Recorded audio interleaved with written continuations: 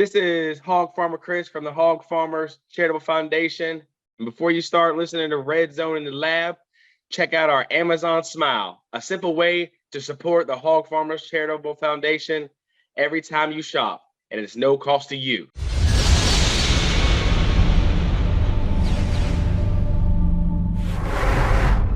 We're back! Welcome back to Red Zone in the Lab with Deuce. Welcome back. This is season 3 of Red Zone in the Lab podcast. We are going to be discussing entrepreneurship, education, Black history, health, movies, family, and of course, sports. Please follow, subscribe to our YouTube channel, our Twitter, and our Instagram and Facebook, and also website www.redzoneinthelab.com.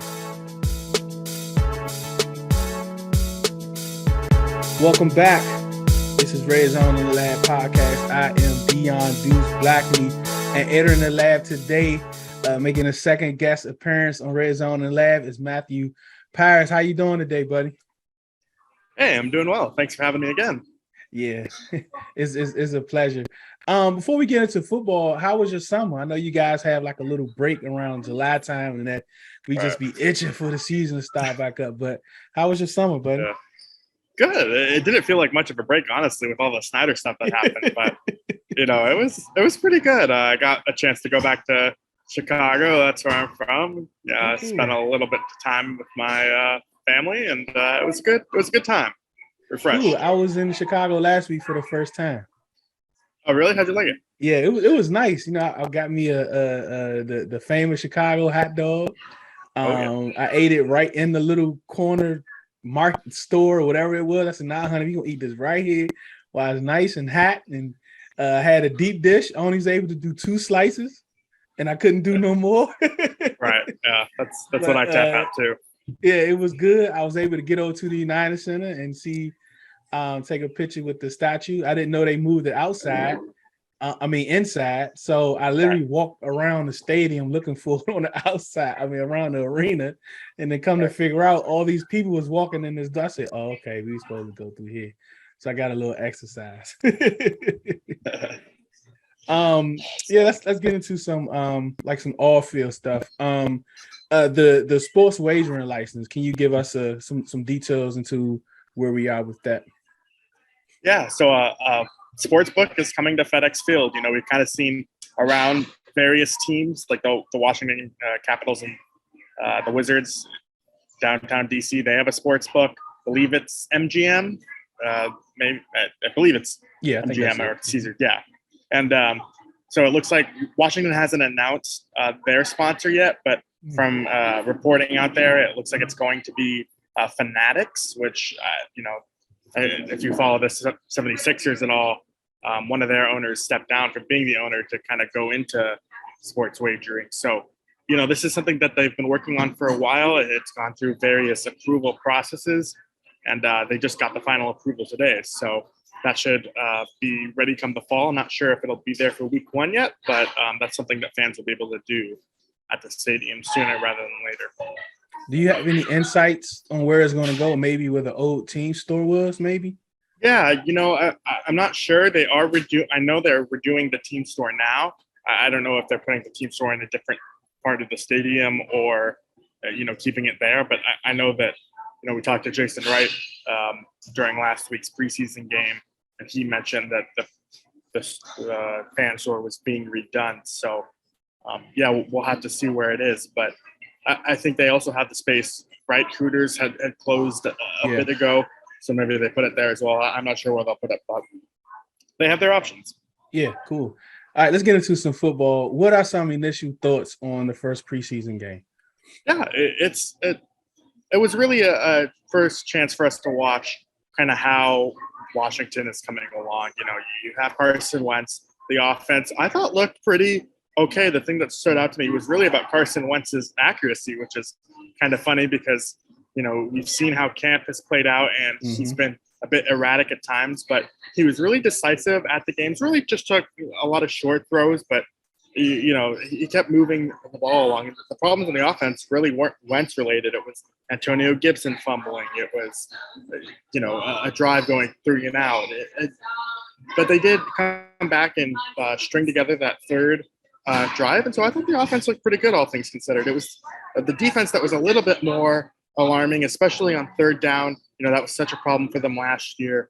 And to see that happen again, even against, Carolina, who isn't really an explosive offensive team, and they didn't have DJ Moore or Christian McCaffrey, that caused my eyebrows anyway to go up.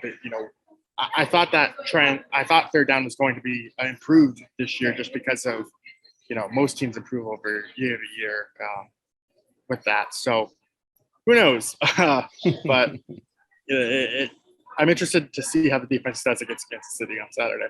Yeah, me too. Because I'm concerned now. I'm very concerned about the linebacker depth. I mean, even the starters, really, right?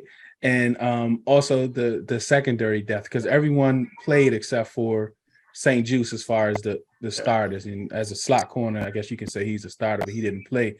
And Danny Johnson didn't look too good. So how concerning are you with the linebackers in the secondary? Yeah, I'm not necessarily concerned about the secondary. I actually kind of like their pieces back there. I think even someone like William Jackson has looked better in year 2 in this system. Kenneth Fuller has had a great offseason. He's maybe been one of the best players in camp. The safeties, I think, are really strong, and I actually like the depth there. The guys even like Derek Forrest and Percy Butler intrigued me. But yeah, linebacker, that's the weak spot of this team in general. It's not just the defense. I think it's the overall team. A lot of that comes down to how Jamin Davis develops in year 2. Is he going to make that big jump? They're playing him a little bit closer to the line of scrimmage. It looks like they like how he's developing there. But even then, what is their ceiling with guys like Cole Holcomb and Jamin Davis? And anything after that, it's really just kind of like a barren zone. They really have nothing, with all due respect to, David Mayo and Cody Hudson. Yeah. The D-line, the depth of the D-line, I really like Daniel Wise. I think he did really well because that was one of my concerns coming into camp, but he did look good, and so did Fedarian Mathis. Where do you think this D-line, you think it's going to be a major improvement, especially coming into the season? Yeah, well, I don't know. I'm kind of interested in seeing that. I mean, they've already made the change. Sam Mills was fired into camp, and that was very unusual, but it does seem like, Chase Young isn't going to be healthy for week 1. He's probably going to miss more time after that. Can Montez Sweat bounce back? I thought he's had a pretty strong camp, a little bit quieter lately, but still overall good. They just need more production from that edge because James Smith-Williams, he's a solid player, but he doesn't necessarily have that pass rushing ability that you might want out of that spot. And then even a guy like Casey Toohill, more of just kind of your meat and potatoes type of rusher. So there's not really that flashy kind of edge rushing that you would come to expect. But at the same time, the interior of the defensive line is really strong. Yeah. Jonathan Allen had a career year last year. Deron Payne, I thought, played okay. He looks good. Deron Payne. And then Fedarian Mathis, like you mentioned, he's had a solid rookie start. So yeah, they do have depth. It's just a matter of how much productivity are they going to get out of that group. Yeah, the O-line, I think first string, second string, third string, a little bit of fourth string. I think they were very impressive. They looked really good. What is your take on the offensive line? Yeah, that's a spot that I think has a lot of depth in general, but right now it's being pushed to its limits because that's what we're getting to. They're really banged up on the interior. Their top 3 guards right now: Andrew Norwell, Trey Turner, Wes Schweitzer. They're all out. You slide over a spot to center. Chase Roulier, he's coming back from a broken leg, and he's going to be on a pitch count Saturday. So they've really had to be careful and manage. And it's gotten to the point where they're just kind of throwing out really different looks. Like Sam Cosmi took guard reps the other day, and just basically Rivera called it an emergency type of thing, just so they could take a look at it and see what it looks like in case they actually have to use that in the regular season. So yeah, it's I don't know if I think they'll be ready for week 1, but I have no idea. Trey Turner's missed all of camp pretty much. And then Wes Schweitzer, Rivera kind of sounded worried about him the other day. So we'll have to see. Yeah, hopefully they'll be ready for week 1. Let's just go ahead and keep leaning into the injuries. The tight end room is very thin. Also, I mean, they had like today at camp, they had I don't know if it's Nate Jerry or Jerry Nate. It's one of them. We got 2 first names. They had him out there. I was like, who is 80? And I didn't know until he took off that special jersey and I saw the number. I was like, man, they had him out there on offense and defense. He was going back and forth. Yeah, no, it's crazy. I talked to him a little bit afterward about it, and he said it was the first time since high school he had played tight end. And I was like, how'd you like it? He was like, it was nice, but it's kind of scarier when they're chasing you versus whether you chasing them. And so, they're really down to it. I mean, even a guy like Curtis Hodges, who I thought was having a nice camp, he's out now too. And so, their 2 healthy tight ends are Armani Rogers, who as of last year, he's an undrafted free agent. He played quarterback in college. And then Eli Wolf, who has exactly 0 career catches in the NFL. So that's a really bleak state of things right now. But it does seem like their injuries, Cole Turner told us the other day that he's probably a week or 2 out. John Bates shouldn't be that much longer. They should be getting some reinforcements here soon. Yeah, hopefully, because we're going to first we got a deep tight end room, and now we got weak side linebackers playing tight end. So that's it's going to be interesting. But I know, like, just speaking of Rodgers real quick, he had 6 or 7 targets last week from Carson Wentz. He did. How do you think he looked? Yeah, I thought he looked really well, and I think that's the thing too is you see Carson Wentz historically has really liked targeting tight ends. You go back to think of his connection in Philadelphia with Zach Ertz, who was the most targeted player that Carson Wentz had over his time there. So that is a position that he likes, and even more so than Armani Rogers himself.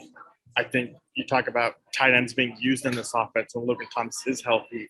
I think that really bodes well for what Carson Wentz likes to do, and they have talent at that position.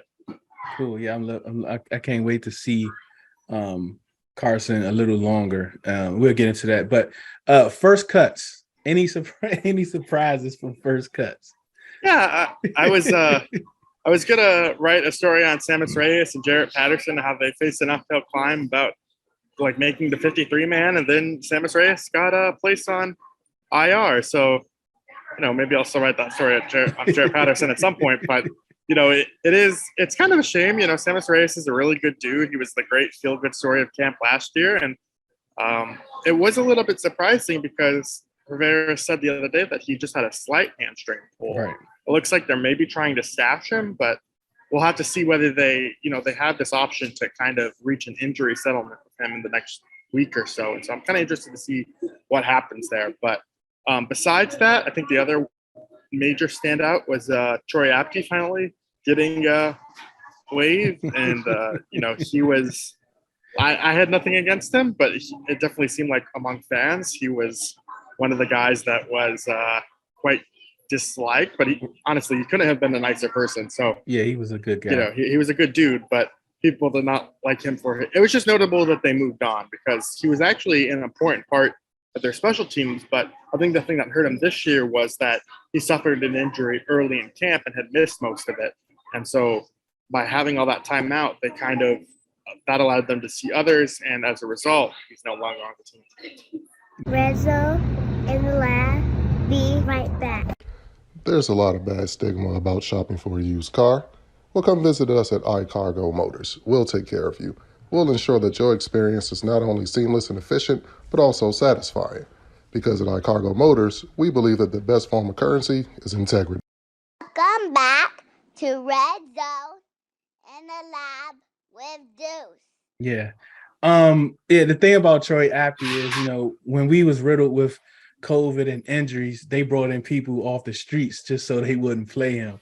So I thought that was like, okay, if you got somebody like this on your team, and it's probably not a plus. But I noticed the week before the cuts to yesterday, of course, when he was out there rehabbing with it, he seemed very off. He was like by himself. He was on the knee by himself. So maybe, he kind of saw the writing on the wall. Yeah. I mean, a lot of the guys just spend their time kind of working on what they have to work to on the side field. But I'll be interested to see if he gets another opportunity, because I do actually think when healthy, he's a pretty good special teams player. Yeah. Antonio Gibson. Through the days that I was at camp, what I noticed what Ron does, he does cycle through like his starters, at least between like the first and second team. So that wasn't a surprise to me come Monday.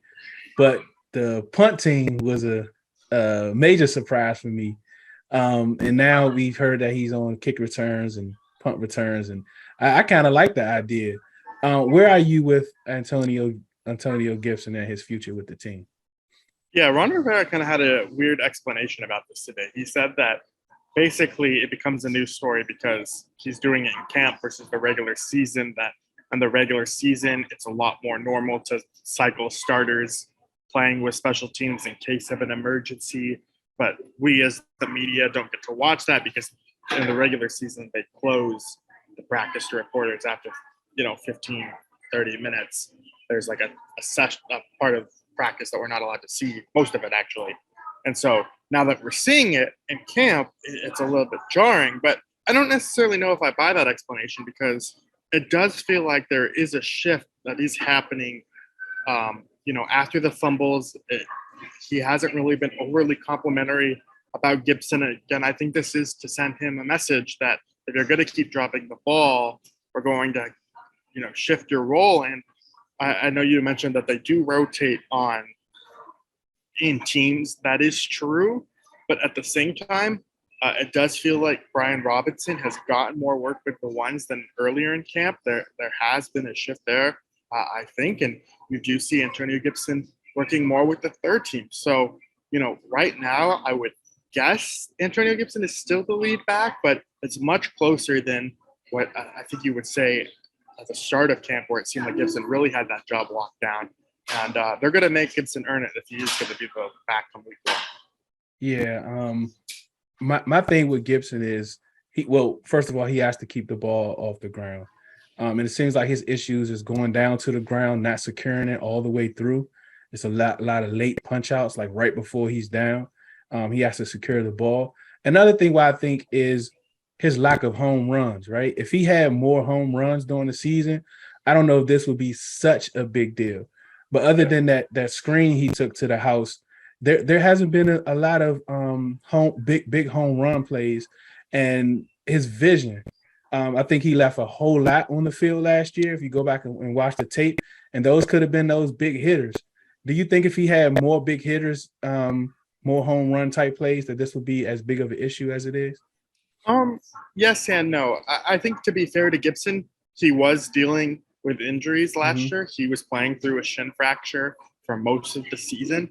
And so I do think that affected his mobility. And if you do look at it, like most guys do decline, the more work that they get, the yards per carry goes down. So he went from about 4.7 to around 4. You would still like to see that in the 4.3, the 4.4 range. You would like those numbers to be a little bit more than they were, because, I do think he recognizes that he needed to become a little bit more elusive, a little bit more explosive, which is why the big story heading into camp was that he had lost weight, that he dropped 10 to 15 pounds and kind of reshaped his body. So, yes, I do think it was a problem, but the fumbles are the main thing, because you can't have that happen, first of all. But then if you look at his type of fumbles, they were all in terrible situations.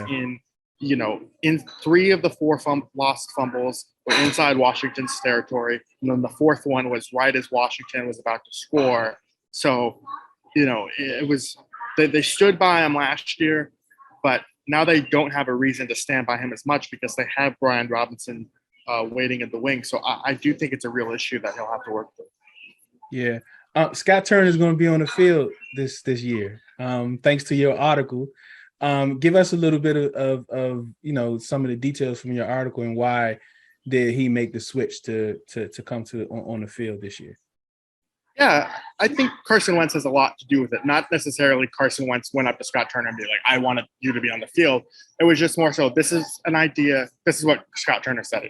He said, this was an idea that was in my mind for a while after the season ended. He was thinking of maybe making the switch. Then they went out and acquired Carson Wentz, a guy who, if you look at his career, Doug Peterson in Philadelphia called plays from the sideline because he's the head coach.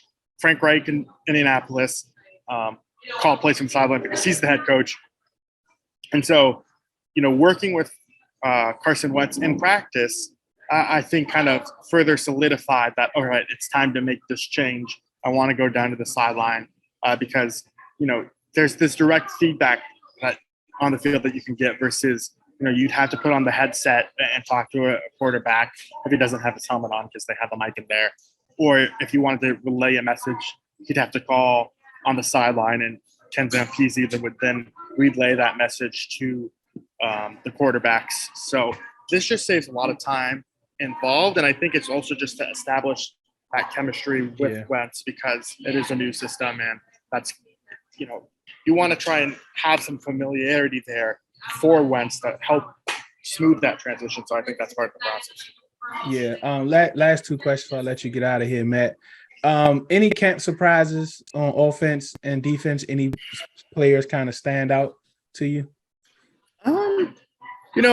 Not necessarily. I do think Armani Rogers, to what you had been saying earlier, was a surprise. Cole Turner, before he got hurt, was having a real strong camp. It looked like he was going to be a favorite of Carson Wentz. So, those, I guess the tight end room I thought was maybe a little deeper than I had expected. Mm-hmm. Some other, defense, just kind of I think the surprise on defense was kind of how in sync the unit looked. They didn't really change a lot of parts. Benjamin St. Juste was the only kind of main swap that they had in for Landon Collins there.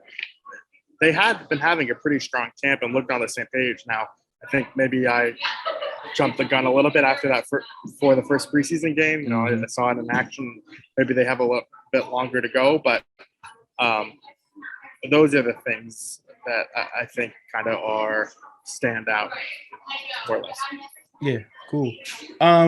Kansas City, anything you expect? How long do you think, or has Ron alluded to how long the offense is going to be out there? Yeah, it was interesting today. Ron Rivera was saying that he'd ideally like to play his group for the first half, but I think injuries are going to actually prevent them from doing so. Carson Wentz played 22 snaps last week. That was 3 drives. I don't know if he'll go beyond that because, if you look at last year, Ryan Fitzpatrick in the second preseason game, he played 23 snaps, but, that was an increase from week 1 where he played 14 snaps. So having already played that workload in week 1, they have those injuries on the line. You don't want to keep exposing Carson Wentz behind a weaker offensive line. I could see it maybe 14, 10 to 15 snaps if Rivera didn't mention that, but maybe a drive or 2. It just kind of depends the feel of the game. If Rivera is satisfied with their chemistry, with their rhythm, I don't think he'll push the envelope, especially for the offense. I think the defense might be a different story. I think that might have to deal with how long Kansas City plays their starters. Yeah, I was before, like you said, before the injuries, I was hoping they play the first half and maybe come out a couple series just for any adjustments that they may have had to make from the first quarter. But yeah, with all the injuries, especially to the O-line, I don't think we may not even get to the second quarter. We'll see. And I think the increased plays was because of the turnover on the second drive, which kind of caused them to come back out. But yes, thank you so much, Matt. This is Matthew Parr from Washington Times. Thank you so much for joining us. If you want to let us know anything that you have cooking in the lab, anything that you have coming up, and your handle so we can follow you. Yeah, you could follow me on Twitter at Matthew_Paris, Paras. And just, I'm working on a bunch of stuff, some features that I'm excited about. I won't tease them until they're actually done. Okay, but cool. I appreciate you guys reading me. You can read me on the Washington Times, WashingtonTimes.com/sports. Thank you so much, Matt, for joining. Thank you all out there for listening. Thank you for watching. This is Red Zone and Lab Podcast. I am Dion Deuce Blackney. One beat, one sound, one heart, one love. Thank you for listening to Red Zone in the Lab Podcast. Please follow us on Facebook and Instagram. Subscribe to our YouTube channel at Red Zone in the Lab. And you can download our podcast at Spotify, iTunes, and Podbean. And please visit our website at redzoneinTheLab.com. Thank you.